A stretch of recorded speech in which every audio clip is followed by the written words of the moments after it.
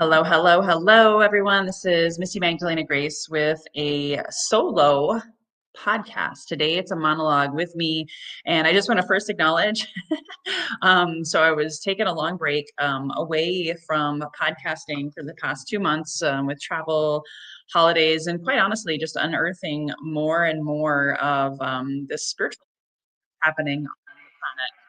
And so I just wanted to connect first and acknowledge that the setup here on my show is completely different, and I didn't have the opportunity to figure out how to get my intro and everything uploaded. So you're seeing raw and real entrepreneurship right now, where I'm like, I don't know what the heck is going on, but I'm still going to go live. So that's how we roll, especially when we have such an important message. So if you've been following me for a while, if not, go to my website, go to magdalenagrace.com. My story's there. I'm not going to share my story here so much today, as I want to talk about the topic at hand, that is really the topic of the month. Really what I've seen, because I've done fundraising for a nonprofit around addiction and suicide deaths and what that does for people.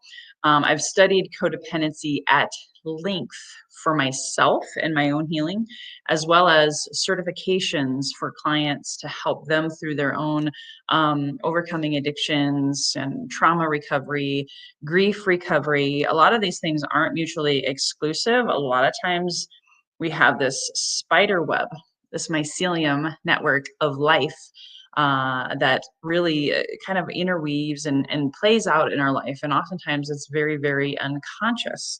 My journey with addiction was deep, and I had all these fears. I had a lot of shame and guilt around even coming out of the closet and talking about alcoholism, talking about workaholism, talking about social media addiction. Smartphone addiction, and just all of these things that I went and reached outside of myself to find soothing, to find ways to placate the pain that I didn't want to feel. And so, as I have, since the year 2000, now been a witness to over 10,000 people, I've lost count now. I've worked with over 10,000 people in health, fitness, nutrition, gut health, mental health, physical, spiritual, emotional, overcoming addictions, getting off medications, helping people who recover from suicide, just all of the stuff. All of the stuff. I now call myself a mind, body, spirit alchemist who's really passionate about helping people wake up to their truth, remember who they truly are, and heal their mind and mental health through physical and spiritual cleansing, healing practices. So you can, again, go to my website, magdalenagrace.com, and learn more about that. But today, what I wanted to talk about is what I just blogged about as well. So if you're new to my channel, you can subscribe, hit the like button, share this with someone that you know may be struggling, especially at the time of this recording.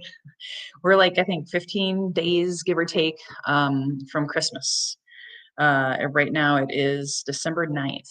Okay, so yeah, we're right there. We're about, 16, whatever, give or take days. And so my last post, I talked about codependency. And so I'm going to share a little bit about what that means for me, because there is the clinical definition, which is really long, so I'm not going to go there. But what does it mean to me? What have I seen it mean for my clients? And how can you overcome it? Is there a way to start the healing process? There's lots of different recovery groups out there. There's a lot of different, there's even Codependence, Anonymous, Coda. If you, someone in your family, if you struggle with that. And codependency is wide, and a lot of times it's a little bit misunderstood, I feel. So for me, I actually read a book, Codependent No More, back in 2020, when I realized I had hit rock bottom. I had run from a lot of isms in my life. Alcoholism ran in my family. Workaholism, you just stay busy. The busyism, busyitis, where people just go, go, go, do, and are on autopilot. And for me, I didn't understand my own codependency issues until 2020 when I hit rock bottom and was tired of waking up, looking in the mirror, hungover, with puffy face, puffy eyes, 40 pounds heavier than I wanted to be, no longer the Ironman triathlete that I was, no longer the Energizer Bunny that I was. And there was a lot of reasons for that. And through that process of working with a therapist, and then, of course, many, many other modalities, it wasn't just one, I was able to wake up and make the unconscious codependency habits, self sabotage, limiting beliefs, addictive behaviors, which were all just symptoms, by the way, of what was going on inside of me. So at the end of the day, through that journey, I got to really look at it and really inspect it. And so I'm going to share with you my best of the best of the best tips after I share with you my definition of codependency. And I primarily today am focusing on emotional eating, alcohol, and not just alcoholism, but binge drinking. Anyone who maybe turns to alcohol, even if you're maybe as I started, it was like a couple drinks here and there at a networking event, a couple drinks here and there at home, and then before you know it, it was like a bottle on the regular. And so it's these tips today I think can apply to alcoholics, but I would of course always tell you I am not a therapist. I'm not a recovery group leader. If you are struggling and you really need significant help or rehab, I would refer you out. However, I do believe what I'm going to share today will be really, really healthy. And so, whether it's food for emotional eating, whether it's alcohol, whether it's substances. So, if you are struggling with, let's say, nicotine, vaping, any of those types of things, this message is for you. So, to me, codependency is an unhealthy spinoff of interdependency. So if you can see me on the screen right now, interdependency is when you're linking arms and you're still an independent being, not like leaning on the other person necessarily, not fully relying on the other person, but you're linking arms, you're standing tall in your own truth, your own sovereignty, your own power. That's interdependency. And a lot of us didn't get the greatest models of that. Growing up in religion, school, institutions, there's always, someone like a teacher, leader, whatever, that you're, and rightfully so, programmed to be dependent upon. Our little brains are forming as babies, and we have mom and dad or grandma, grandpa, whoever is helping take care of us. So that is when you have dependence. And so by the time you become an independent being going off to college or work or wherever, there may be some unhealthy relationships that you're still leaning on, holding on to, maybe even emotional, mental, or even physical abusive relationships. Through that, also being able to, without standing on our own 2 feet, having your sovereignty intact, we may be looking outside of ourselves for answers, not believing in ourselves, giving our power away, disempowered, and then we become codependent on these food, drinks, substances to not look inward. So it's a different way of looking at codependency. It can be you're looking outside of yourself for a relationship, like fatal attraction, and you can't live without that person. Or, depending on your upbringing, you may have a deep, deep abandonment wound. So you're attached to your partner, and it may not be the healthiest relationship. So you're still dependent upon this other person, and you don't believe that you can stand on your own 2 feet. Same thing with an addictive substance, alcohol, food that you're using, because obviously we got to eat to live, but you're using it to self-soothe because you don't believe, or quite honestly, maybe don't know that you have the power within you. You have the tools inside of you to mother yourself, to nurture yourself, to nourish yourself, to be able to help self soothe through your own healing self care tips. The things that I'm going to share with you today would be examples of that. So, having myself grown up, kind of like what they call latchkey kids, which was definitely much more common. If you're Gen X or just like the beginning of the millennial age, and I think it's still very prevalent, depending on if your parents worked from home or if they worked outside of the home. A lot of us went home, myself included, and we basically taught ourselves how to self-soothe. We were on our own, but not necessarily trained to maybe make the healthiest choices. So we grew up on soda, Kool-Aid. I ate a lot of white Wonder Bread, right? The stuff that's not nourishing, the stuff that has high glycemic index, the stuff that shoots the dopamine and gets you and your brain primarily programmed. Dopamine is like the number one drug that most of us gets addicted to. The sugar is 8 times more addictive than cocaine. A lot of us had that in our childhood as our brain was forming. So then guess what? Our brain says, where's the sugar? Where's the caffeine? Where's the buzz?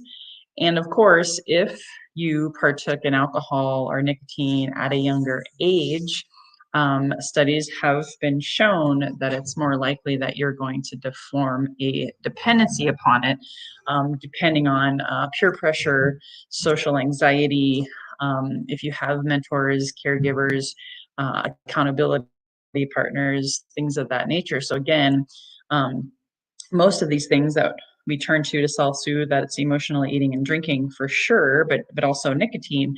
What does it do? It it numbs the pain or the emotion so that we don't have to be with it. We don't get to be present with it. We don't want to feel, so it gives us that escape. So again, codependency is all of those things, and they're usually, not always, but they're usually short-term, quote unquote, fixes. So then you end up becoming attached to it, and the unconscious part of your mind, your unconscious mind, which produces 80 to 90% of our results in life. So if you look at your life right now, congratulations. 80 to 90% of that came from your unconscious shadows inside of you. That if you have been like I was, running from, scared to look at, wanting to like just sweep it under the carpet or put it in the closet, proverbial skeletons in the closet, and not look at it, well, what you resist persists. It'll catch up with you, in a variety of ways. And for the simplest way, to not sound pressing and fatalistic, the simplest way that it'll catch up with you is it'll hurt your health, your finances, your relationships, your home. Maybe you're also not happy with where you're living. It just causes that pain and suffering that could eventually then lead to a lot of really painful outcomes. So you want to be the change you want to see in your world, and it all as fun as it is not to admit, because you've heard this many times, probably thousands of times, it all starts within. And so for my journey of basically almost 40 years, truly, of being codependent on sugar, caffeine, certain people in my life, certain types of people, certain, I would attract a certain business partner, a certain business mentor, that would be emotionally unavailable or really masculine dominant, kind of controlling or in charge. And I would submit and, keep my mouth shut and not question, right? So as a result of that, it set me on a path that was very unhealthy, very toxic, and had created a lot of fear of abandonment. I talked about that in my last blog post, about being a part of the sales organization, where it was cultish, controlling, a lot of fear of missing out, a lot of being addicted to my cell phone being with me 24/7, just crazy behaviors that I started modeling because it was the environment, the culture that I had found myself in because of my own codependent shadows that I never truly understood and never truly healed until, of course, I hit my own proverbial rock bottom. So hopefully I'm catching you, maybe in your journey. Maybe you struggle with emotional eating, but it's not, pardon the expression, consuming your life. And or maybe it is. Maybe all you can think about is food when you wake up. Maybe the last thing you do before you go to bed is you're eating something, ice cream or whatever. Or maybe it's alcohol. Maybe you have like I always had like a um, it would be like an urge meter or an urgeometer, I would call it, where I would, if I had a really stressful day, because I was already counting on that dopamine hit, by 12 p.m., no joke, I'd already be thinking about, maybe at 3 o'clock. I would start to plan my whole day about going to the winery or going to the liquor store or whatever. I wouldn't even allow myself to have alcohol in the house. That's how bad it got because I was afraid that I was just gonna drink every single day. Maybe that's where you're at. Maybe you're smoking and you want to quit, but it's really really hard. I think smoking is probably one of the hardest things to quit. I have helped clients. I also have other people I can refer you to if you're really really struggling with nicotine, and for some people also vaping. Vaping can be a big one now. And there's people who are addicted to plant medicine. I've shared with you all very openly about my own journey, listen, and just not being satisfied with that and wanting to like grow beyond. And I've seen a lot of people who have the escapist high, doing ceremony after ceremony, or maybe that's not you. Maybe it's more recreational, but it's something that you think you can't live without. So here are my top tips that I want to give to you today that helped me start and come full circle, heal my relationship with emotional eating, alcohol, and even, yes, substances, because I also was still, funny enough, looking at plant medicine as a way to find the answers when, again, the answers are inside of us. And there's about 8 or 9. Let me look at my list here. So I would grab a pen, maybe pause the recording if you would like to take notes. I also have it in my blog post. So you can go to magdalenagrace.com. And I believe my blog is like the first link at the top of the page. And I have this whole month is about codependency. So I'm probably going to have, by the time this month is over, at least 4, maybe 5, maybe 6 articles around this topic. Because this is a time right now with December, seasonal affective disorder, holidays can be a tough time, especially if you've lost someone this year. There have been a lot of people whose relationships have been, how should we say,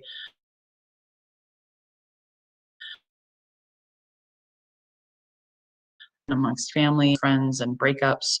Maybe you had a divorce this year. Maybe you're just really struggling with the long dark nights. So this is a time of year where addiction can be on the rise.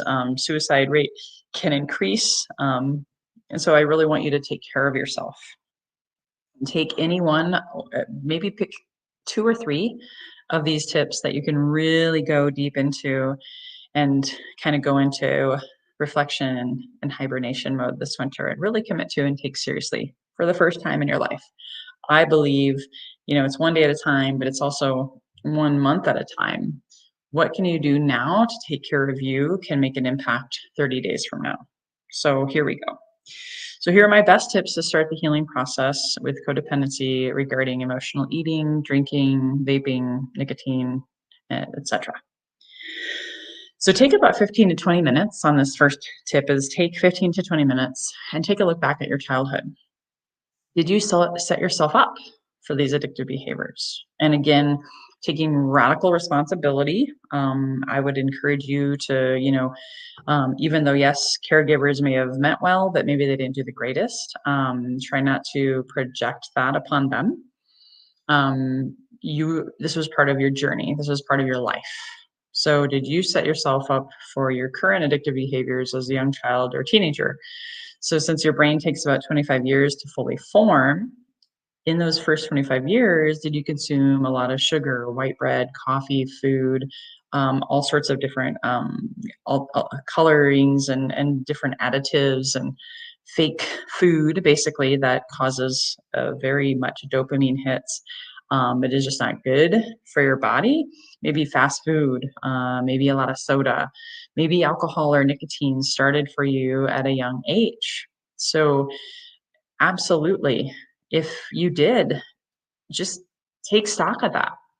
Just be aware of it. Give yourself some love, compassion. I'd say go inward and give your little inner child some love. Give them a hug, acknowledging them for doing the best that they could, given the circumstances of their life slash your life, right? So if you just journal for 15 to 20 minutes and think of all the things that were put in front of you, whether it was by a caregiver, yourself, because you were basically growing up by yourself, maybe school, peer pressure, all of it. Just having that recognition of it, which is what I did, helped me to actually not make excuses, but to also have a logical understanding and a heartfelt compassion for, of course, if I was addicted to caffeine and sugar as a kid, and then also again in my 20s with Starbucks, hello, and all of that. Well, guess what? It actually makes sense. Give yourself some grace and some compassion and that awareness right there. Even though logic doesn't always work when you're, coming from trauma, it can be just a great way to acknowledge yourself and your inner child. Step number 2 is to journal each day how often and when you have a craving for the emotional eating, the alcohol escapism, the vaping, the substance, the nicotine. How many times a day and when? Because here's the thing, this is my own personal journey, but also a lot of people that I trust and admire and respect. Just giving up the thing, which there's two schools of thought here with food and emotional eating. You can't, and I don't encourage giving up food. You got to have it to nourish yourself and to stay alive. Okay. However, if you were to give up alcohol or nicotine and just quit cold turkey, which is really, really, really hard, how will you not transfer that habit to something else? I know for me, it was really important to get to the roots of it and to better understand the when and the how and the why. So ultimately, if you're able to track, you're going to start see patterns. It's almost like a food journal or a dream journal. You're going to start seeing patterns, like maybe certain times a day, every day you have that craving. Well, what else is going on in that time of day? And a lot of the other tips are going to support this, but for an example, are you checking your email too often? Are you checking your text messages too often? More dopamine hits. So your body's cortisol levels are spiking. Maybe the craving, like it was for me, happens every day around 3 or 4 o'clock because my body is just fatigued and tired. And that dopamine is giving me like another rush, another surge of energy. So that really, really helped me. It also might even tell you if you have certain appointments at certain times of day, maybe that is a time of day where you just want to rest or go for a walk, take a breath of fresh air. Or maybe you have too many appointments back to back to back. And then after that third one in a row, you're like, oh, I need a drink, right? That was me.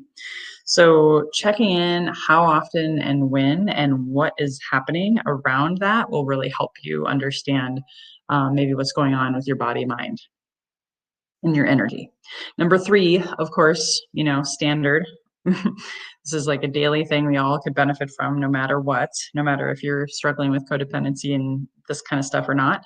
Meditate or do some deep breathing. Go inward, really connect with that parasympathetic central nervous system, that part of the central nervous system that rest and digest is part of our central nervous system, the part that helps us sleep better. We'll talk about sleep next. But by being able to go inward and quiet the mind, or even if you're like, I can't quiet my mind, lady, that's just not happening, it's because you're not doing this.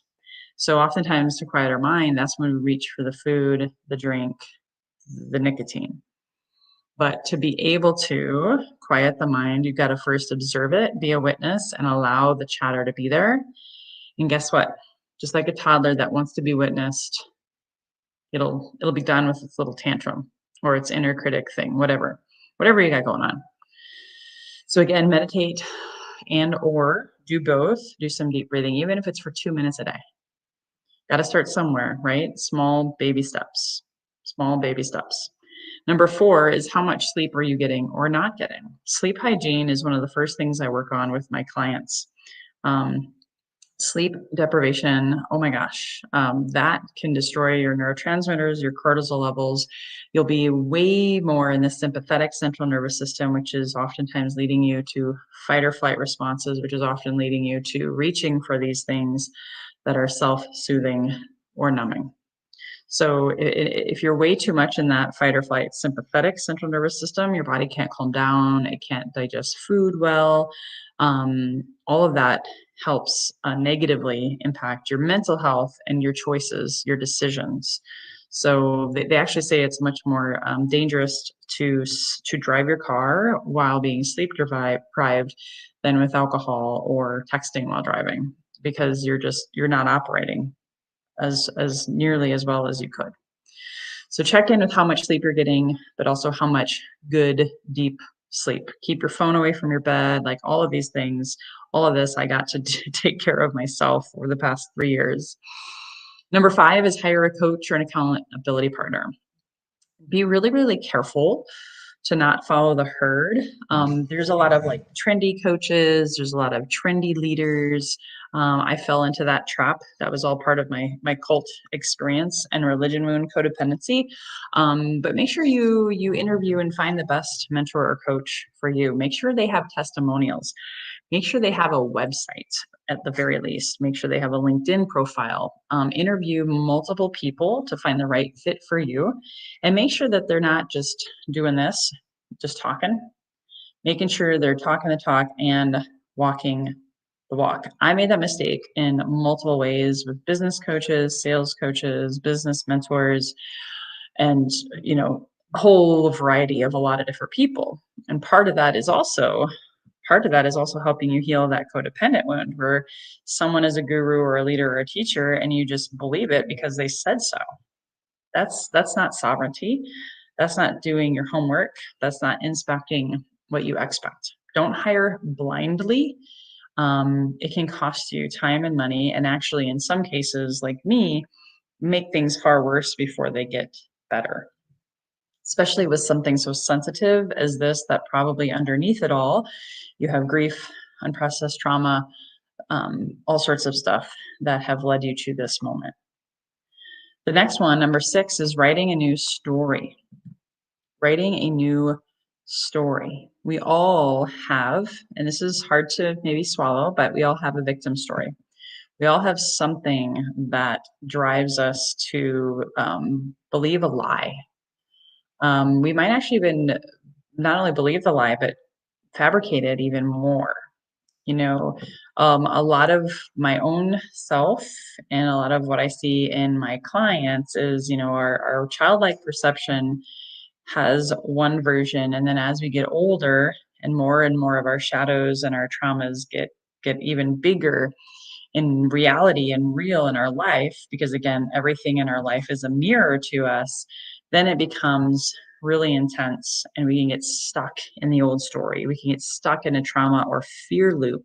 I talked to another friend today who's stuck in that.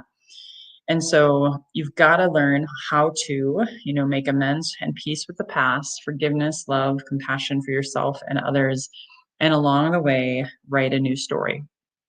That can be writing affirmations. What we do with our clients is oftentimes help them embrace the shadows and the victim story and say, thank you for what you've taught me. I'm going to say goodbye now.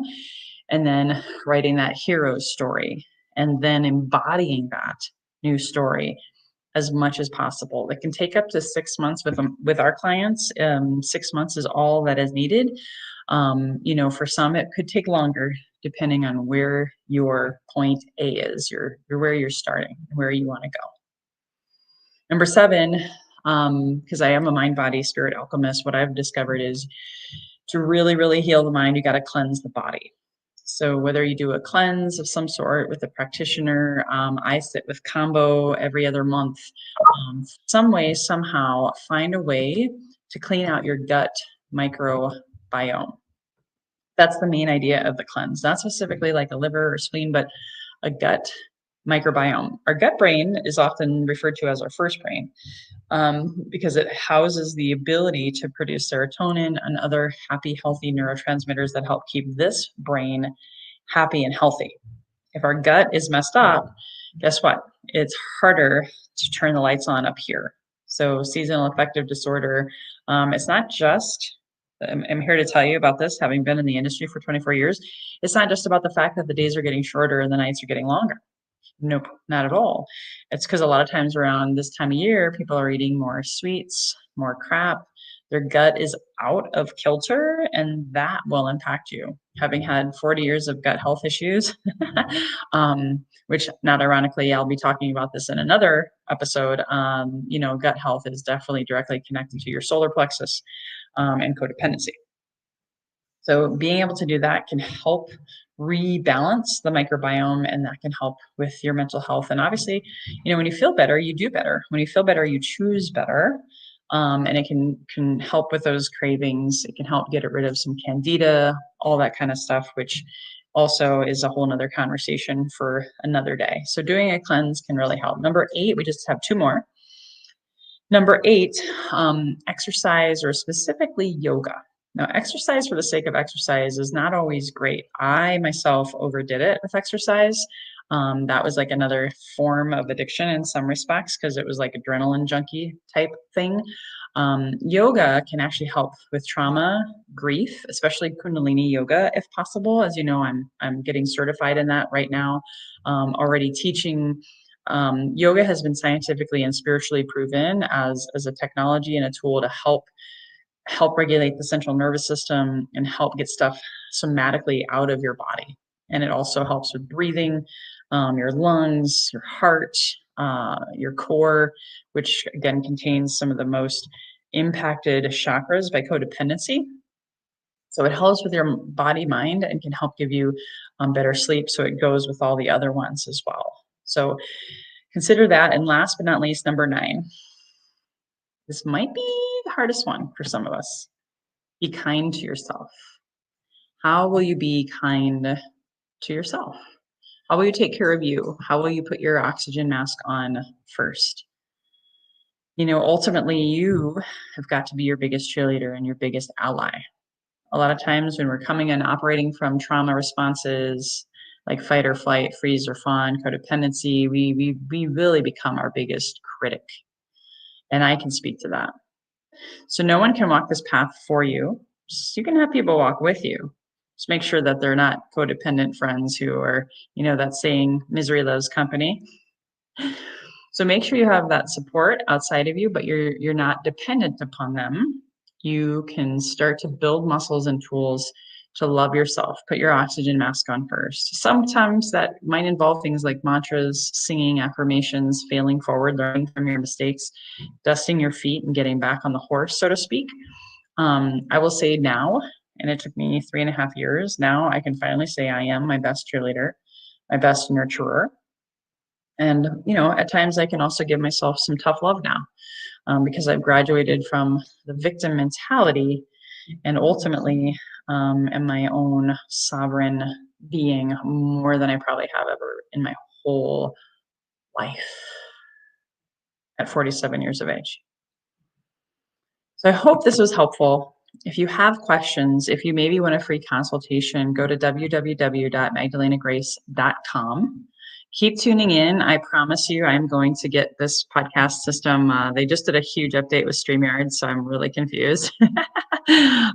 So normally I have my intro and outro. Please like, subscribe this show, share it with someone you know that may be struggling. This may save a life. This may add value to someone's life. I just can't encourage you enough on this path. So sending you so much love. If you have any questions, reach out to me. My email address is also in the show notes, and happy to direct you if I can. Usually I do want to offer up that free consultation so I can refer out, because I take this very seriously, like any healing practitioner, to be able to give you some really good sound advice on that free consultation, but also a sound grounded referral. So many people in this internet age will just Google something and do something because their friend's doing it and it's working for their friend. I wouldn't recommend that. Some people are saying, "Oh, everyone's doing ayahuasca, so I guess I'll go and do ayahuasca." I would recommend that either. It's really individual, this journey. And these 9 tips, of course, were what I found that worked for me and what is working for my clients as a really good, like, foundational principle. You could even take one of each of those tips per month for 2025, and you have 9 months of your year planned out. Okay, just some food for thought. So, healthy and wealthy and wise is all about helping you find your best health, your best wealth by recreating your best wisdom from within and trusting yourself. Trusting yourself is so key. When you've been codependent forever, as long as I was as well, it's really hard to trust yourself because you've been looking outside yourself for so long and giving your power away to other people, places, things.